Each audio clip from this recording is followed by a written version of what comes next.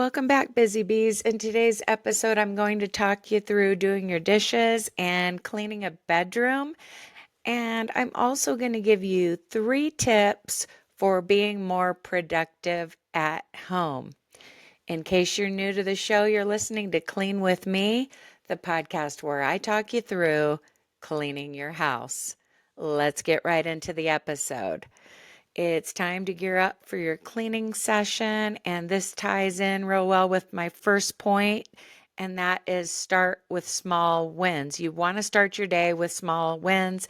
I realize you might not be listening to this in the morning, but I'm hoping that you're going to get up and clean along while I talk. These quick wins could involve putting away your clean dishes. For example, when I get up in the morning and stumble to the kitchen to pour myself a cup of ambition, while that K Cup brewer is doing its work, I will quickly empty my drying rack and my dishwasher, and I realize the coffee will be ready before I get those things done, but it can wait for a minute. It's too hot when it first comes out anyway, and I'm probably going to put some milk and ice in it, but anyway, I'll get those put away, so I'm kind of using that hidden moment of brewing the coffee to put the clean dishes away. And you might be thinking, well, what's so important about that? Well, I like to separate the task of putting away clean dishes from the task of doing the dishes. When I've got an empty drying rack and an empty dishwasher, that sets the stage for keeping up on dishes throughout the day. So maybe you need to put away some clean dishes right now in order to gear up for our dishwashing session. And you also might need to walk around the house and make sure everything is gathered up and brought over to the sink. Another thing you can do that will give you a quick win is make your bed. Now, I know there's a lot of stuff going around on the internet about letting your bedding air out to kill dust mites and to get rid of the moisture from when you were sleeping in the bed. I get that, but that airing out only takes like an hour. So if you're in that camp of people who want to let their bedding air out, it can air out while you're getting dressed and handling your personal grooming and all the things. And then you can go back and make your bed. But I still believe it should be done early for a quick win. And if you're washing your bedding once a week, it's going to be super clean anyway. So just a thought there. Maybe this is a day where you need to strip your bed and get your sheets washing, or maybe you just need to quickly make your bed, which is only going to take like 60 seconds if this is not a day that you're changing the sheets, but do whatever needs to be done there. There's just something about making your bed that makes your bedroom look instantly cleaner. And it also kind of gets the ball rolling and causes you to want to straighten up the room. We're going to be doing that later in the episode. But for now, just get the dishes put away, make your bed. And I realize I can talk faster than you can do these things. You don't have to be completely in sync with the episode. The idea is just to stay in motion during the episode and be generally working on what I talk about. And I try super hard to give you enough time. I even listen to these episodes and clean along with them to make sure my times are fairly accurate. But that having been said, there's no right or wrong way to listen to the show. You might be folding clothes and just getting motivation for a future cleaning session. That's great too. The important thing is just staying in motion, and I'll be talking about that a lot during this episode. Another really quick win is to get your machines running early in the cleaning session. If you need to do some laundry today, get that washing machine running. It's a great way to kick off a cleaning session because basically when you get your machines running, meaning your washer, your dryer, your dishwasher, if you have one, your house is working for you while you're cleaning. So that's definitely kind of a multitasking thing that can ramp up your time around the house. And one of the reasons you want to maximize your cleaning time is so that you can be a busy bee on your own time while remaining present for your husband and kids when they're around. And you might be saying, oh, my kids are always here, this and that. Okay, here's what I mean by doing things on your own time. This could be early in the morning before anyone gets up, if you're the first one up, which I recommend if possible. I realize with a newborn, that might not necessarily be possible. But for a lot of us, we can get up before our kids, sometimes before our husband, depending on what he does for a living. Okay. There were several years where my husband was getting up at 4 a.m. I wasn't going to get up before him. But, before your kids is probably the key there. Another thing you can do is work during your kids' nap. If you have a little baby and toddler, and ideally, if you've got two little ones, their naps overlap at least for 30 minutes. You can get a lot done during that time. If you have a newborn, sleep when the baby sleeps. I get it. But this is about productivity for those of us who are in a season of life where we can be productive. Let's see. Another time that could be considered your own time is when your spouse is busy with something else. Maybe there's a show he watches, or he goes out in the backyard to do yard work, or of course he goes to work somewhere, or even if he works remotely from home, he's engrossed in his computer and you can go do your own thing. So definitely try to be productive during your own time. Now, that's not to say that cleaning is not a family affair. At our house, a lot of times on Saturday morning, we all kind of work together, clean up the house. Our kids have chore lists of things they do throughout the week. They clean their own rooms, they do their own laundry because they're teenagers. We've got adults who've already moved out, we've got teenagers in the home. So, yes, they clean up after themselves. They are supposed to wash their dishes as they go, clean their own rooms, and do something from their chore list. But what I'm talking about is your cleaning sessions, those things that you do best or that just fall to you. You want to do a lot of that on your own time when possible. Now, another exception is with small children. Sometimes you've got to just kind of include them in the cleaning, like hand your toddler a baby wipe and they're cleaning alongside of you.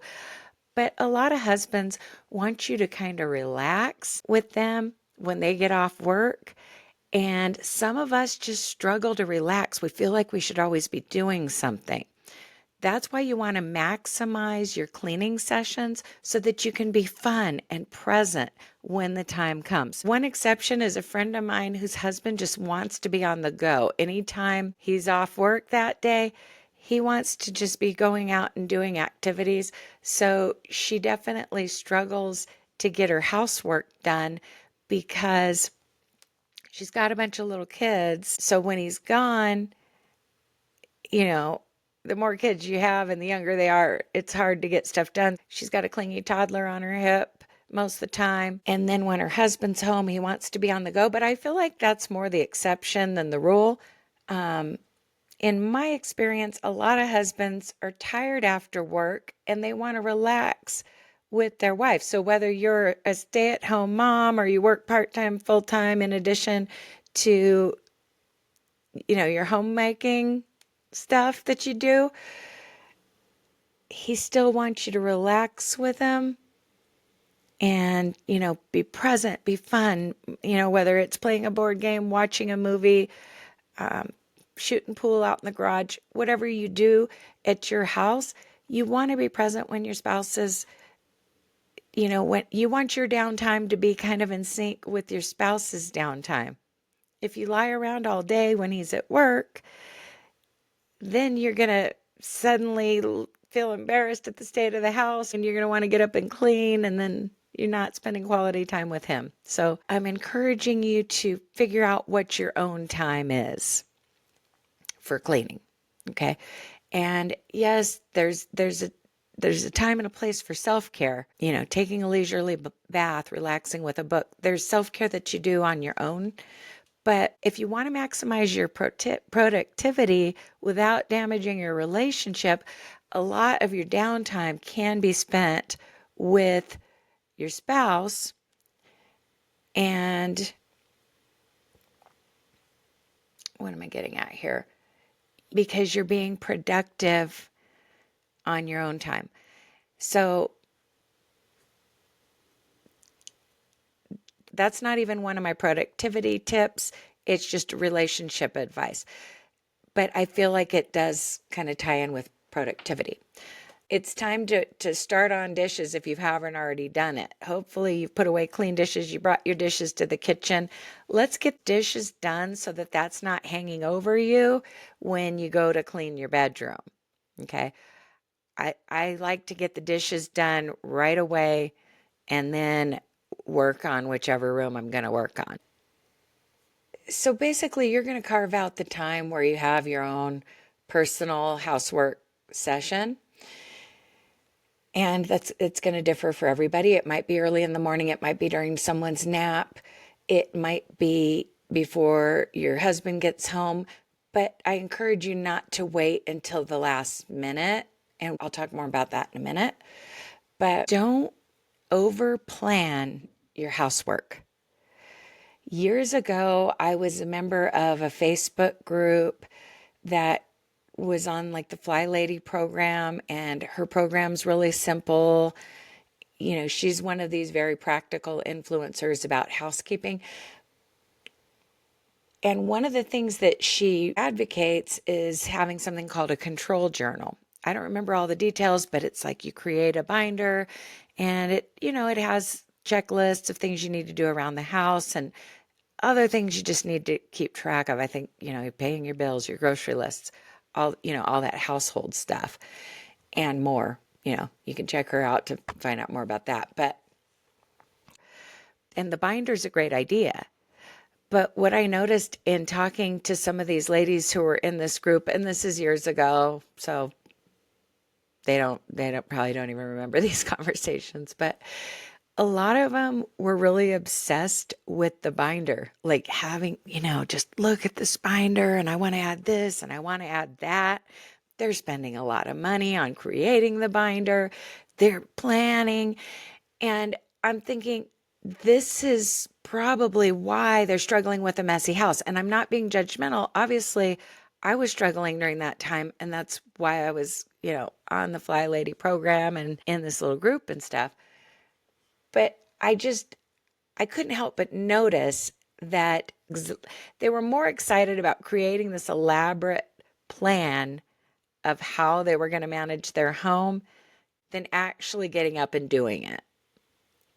Crazy as it sounds, I think some of us we're creative and we're organized and we want to come up with these systems.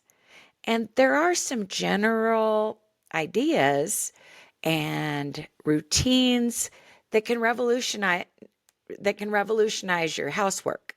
No doubt about that.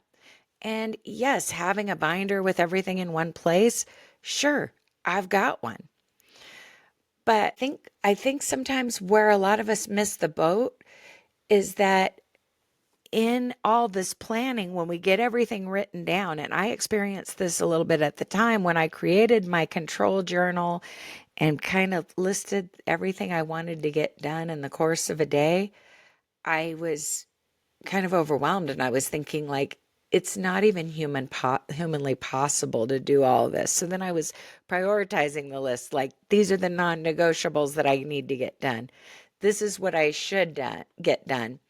And it just became overwhelming. Now, I get it that now the control journal is a great idea. You sit down and plan one time and then you kind of got your system or whatever. But at the same time, if you go too detailed with your daily routine and it becomes a schedule with a long list of subcategories, you're going to be so overwhelmed. Okay? And I'm not knocking to-do lists either.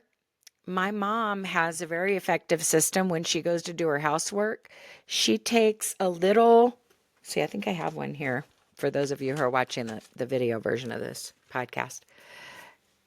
She'll take a little tiny sheet of paper, like from this size of a notepad. She'll write a few things on it. And some of them are cleaning tasks. There could be other things on there. She'll write a few things on it, tear it off, stick it in her back pocket, and work on those items. That's great, but look how tiny this is. Do you think it takes her very long to jot down 3 or 4 things on a little piece of paper like this? No, it doesn't. Don't take this in the wrong way, but pe- people who have super elaborate systems for keeping their house clean are not usually the people with the cleanest houses. I'm making a generalization here. I've been around a while, and my mom with this little list is getting more done than somebody with an elaborate system. Just saying. So, not only can you waste time creating an elaborate system, but you can feel overwhelmed if you list too many things. So you're thinking, well, what am I supposed to do? Well, that's where this podcast comes in. And this podcast is based on the way I do things and what works for me and what works for other people who I look to as homemaking gurus. Like my mom's name is literally Susie. She is Susie Homemaker. And so this is what I advise. You carve out the time, okay? And then you get the quick wins, like I talked about, which was point number 1, like putting away your clean dishes, getting your machines running, making your bed, those springboard tasks to start your day. And you might have a little list of things like, for example, if your microwave's dirty right now, you could jot that down on a piece of paper because maybe it's not going to be mentioned in the specific podcast episode. But what you need to do is just get in motion and start cleaning. Okay? If you go into every room of your house and just observe what needs to be done and start doing it without overthinking it, you're going to get a lot done. Which brings me to my third point, and that's have an end time. So once you've carved out a time that you're going to have this cleaning session, you're going to click on one of my episodes and clean along. You're going to need an end time. Now, that's built in if you're going to just clean for the duration of an episode, but sometimes you've got a lot more housework to do. Maybe you have several hours alone while your kids are at school or something, and you're going to listen to more than one episode while you clean. Or you're going to listen to one episode and then listen to a different podcast, maybe while you fold some laundry or mop the floors afterward or something. But I encourage you to have an end time that's not right when your kids are getting home from school or right when your husband's getting home from work, because you want to be relaxed and pleasant and not flustered, like, oh no, he's going to be here in 5 minutes. You want to quit procrastinating like that. You want to have time to kind of freshen up and relax. Speaking of Fly Lady, something that I learned from her was that you want to stop cleaning before the company arrives. She has like an old audio recording where you're getting ready for your mother-in-law to come over, and she doesn't have you cleaning up until the mother-in-law arrives, because you need to kind of freshen yourself up and then sit down and relax for a minute so that you're in the right mindset. Same way when your spouse is coming home from work. I mean, if your spouse is walking in at 5:30, you could shoot to have everything done by 4, and then maybe it'll be done by 5 or 5:15, and you'll have a few minutes to freshen up and relax a little bit. It can work wonders, trust me. So whether you decide I'm going to listen to a couple podcasts, or I'm going to be done by such and such the time, it's always important to set an end time when you're being productive, because in life, the job expands to fill the time allotted. We all have these tendencies toward procrastination, some more than others. So set a time for yourself. And just in life, if you do things a little early, your life's going to be easier.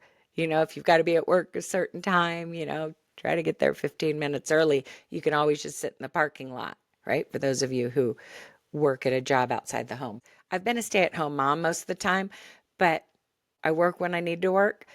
And there was a phase where I was working a full-time job, but of course I had to get kids ready in the morning and all that. So there was a lot to do. I would do my hair, I'd brush my teeth, wash my face, get dressed, but I wouldn't do my makeup until I got to work. And once I got, and I'd shoot for getting there a little early, but sometimes I'd hit traffic. I'd forget that I had to stop for gas. So the more time I had, the more makeup I'd put on in the parking lot before I walked in. And I'm one of these people who doesn't want to walk into work too early because they put you to work before you're even on the clock. You know what I mean? But if I got there at the last minute, it was like, okay, mascara, chapstick, good to go. If I got there 15 minutes early, I put on a full face, but I wasn't showing up for work late because I had set a time that was earlier than I needed to be there. And same thing can apply with your self-imposed housework deadlines. Okay. So hopefully you've been plugging away on your dishes. Let's move on to clean your bedroom. And hopefully you made your bed during the introduction when I was talking about the quick wins. Let's look around your room and quickly straighten up your room. The first order of business, of course, is getting things off the floor. Okay. You might have clothes on the floor. You might have shoes that need to go in the closet in your shoe rack. You might have some obvious trash. Maybe you've got some food packaging on the nightstands or whatever. I keep a couple large waste baskets in our bedroom because sometimes we do watch TV in bed, and it can work wonders to, have waste baskets where you live. Whether you need a waste basket in your family room or living room, discreet, of course. You can put it in a corner, out of sight, stick it under your end table or whatever. But having waste baskets nearby can keep you from making a mess, unless you're just willing to get up and head to the kitchen every time. Some people are better about that than others.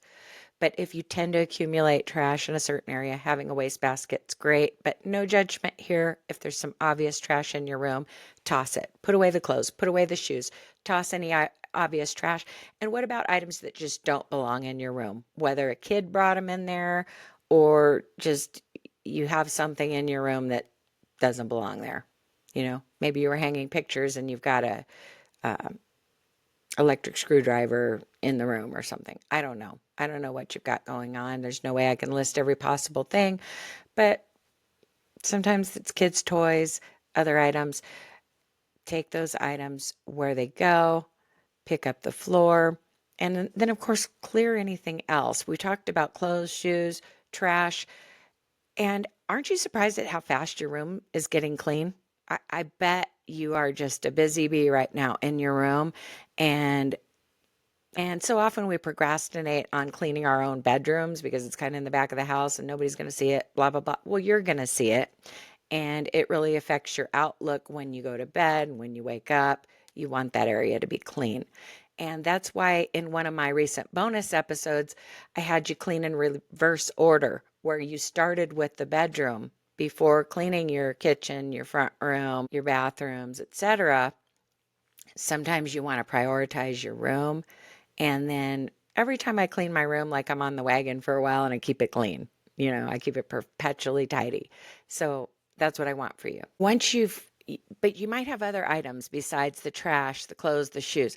Let's clear off things that don't belong on your end tables, your desk, if you have a desk in your room, your dresser, your TV stand, whatever. Let's clear those surfaces and let's do some dusting. Okay. You might need a minute to go grab your supplies. I dust our bedroom TV with a microfiber cloth and just a tiny bit of water on the cloth, just very slightly damp.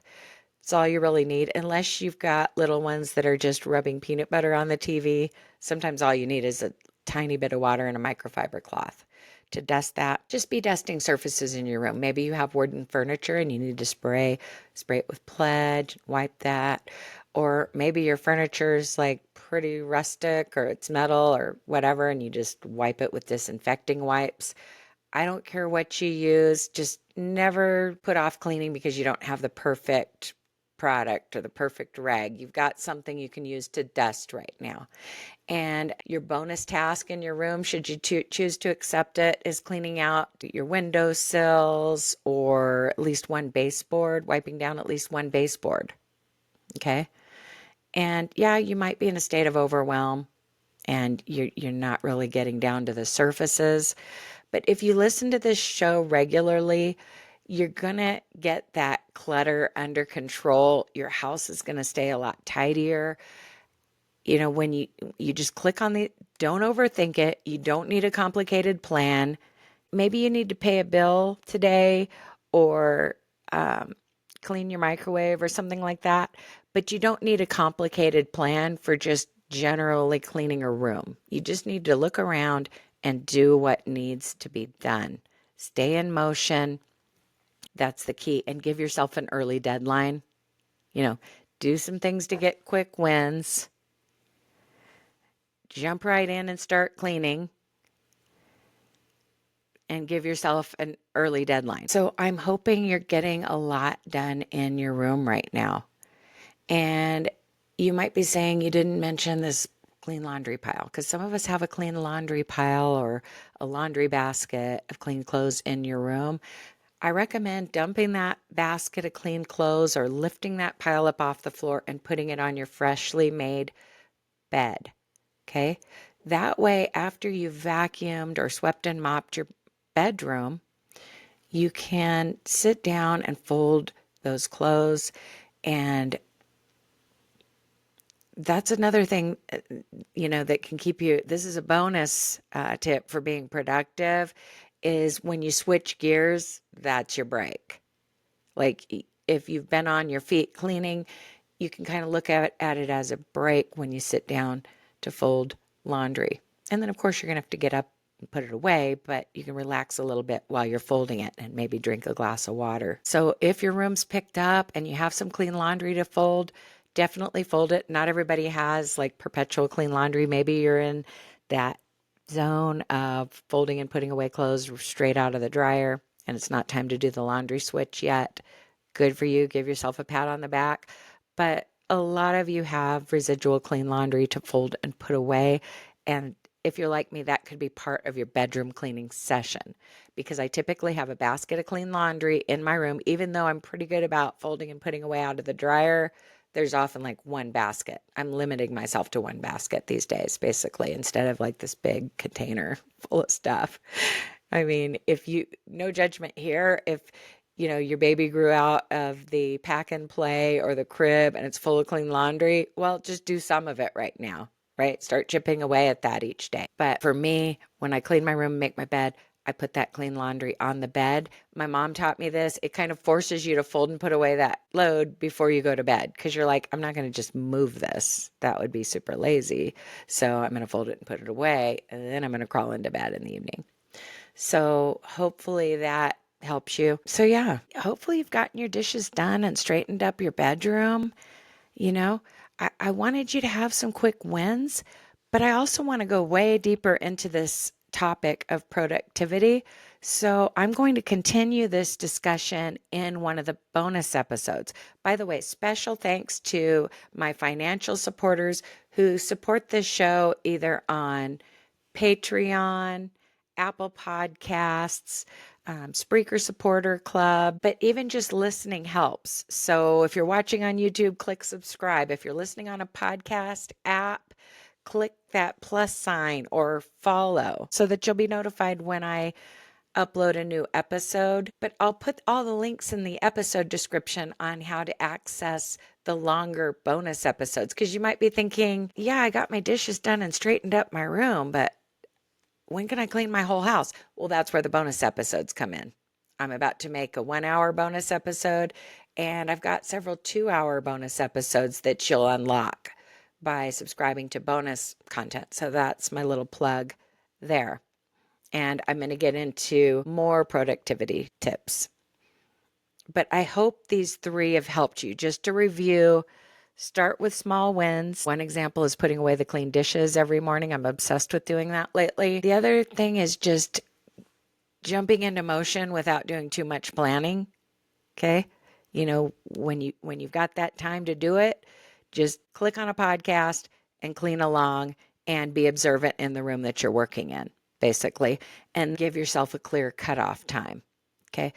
But in the bonus episode, I'm going to get into way more stuff. So don't miss it.